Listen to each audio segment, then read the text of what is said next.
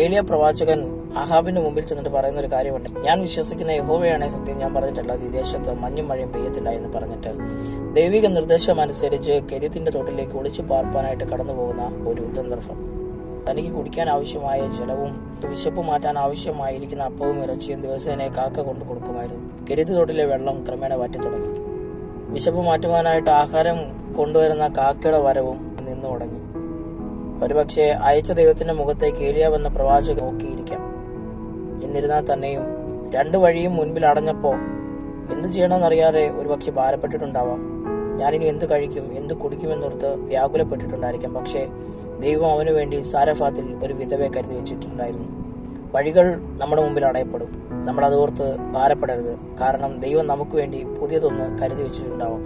നമ്മുടെ ജീവിതത്തിൽ സംഭവിക്കുന്ന നഷ്ടങ്ങളെ ഓർത്ത് ദുഃഖിക്കാനാണെങ്കിൽ നമുക്ക് അതിനെ നേരം കാണത്തുള്ളൂ. പക്ഷേ പുതിയതൊന്ന് ദൈവം നമുക്ക് വേണ്ടി കരുതി വെച്ചിട്ടുണ്ടെന്ന് ചിന്തിച്ചാൽ മാത്രം മതിയാവും. ഒരുപക്ഷെ സാരഫാത്തിലെ വിധവയുടെ അനുഭവമായിരിക്കാം നിങ്ങൾക്കുള്ളത്. എന്നിരുന്നാൽ തന്നെയും നമ്മുടെ ഭവനത്തിൽ ആരെങ്കിലും കടന്നു വന്നാൽ അവരെ നമ്മൾ മാനിക്കുക, അവരെ ശുശ്രൂഷിക്കുക. ഒരുപക്ഷെ അതിനകത്തായിരിക്കാം നമ്മുടെ നന്മയിരിക്കുന്നത്. വിധവയുടെ ഭവനത്തിൽ വന്ന ഏലിയാവിലൂടെയാണ് അവരുടെ ഭവനത്തിനകത്ത് ഒരു നന്മ ഉണ്ടായത്. ഇന്നത്തെ ശൂന്യതകൾ ഒരിക്കലും നമ്മുടെ തകർച്ചയ്ക്കല്ല, നാളെയുടെ പ്രതീക്ഷകളായി അത് മാറും. ഇന്നത്തെ തേങ്ങലുകൾ നാളുകളുടെ പ്രതീക്ഷകളായി മാറട്ടെ.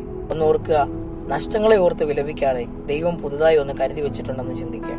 അതിനായിട്ട് കാത്തിരിക്കുക, അതിനുവേണ്ടി പ്രാർത്ഥിക്കുക. ഇന്നത്തെ തേങ്ങലുകൾ നാളെയുടെ പ്രതീക്ഷകളായി ഒരുപക്ഷെ നിങ്ങളുടെ ശൂന്യതയെ മാറ്റുന്ന അവസ്ഥയായിരിക്കാം. ഇന്നത്തെ ശൂന്യത നിങ്ങളുടെ തകർച്ചയ്ക്കല്ല, നാളെയിൽ പുതിയതൊന്ന് നിങ്ങൾക്ക് വേണ്ടി കാത്തിരിക്കുന്നു. അതിനായിട്ട് കാത്തിരിക്കുക, പ്രാർത്ഥിക്കുക, ദൈവത്തോട് ചേർന്നിരിക്കുക. ദൈവം നിങ്ങളെ സഹായിക്കട്ടെ.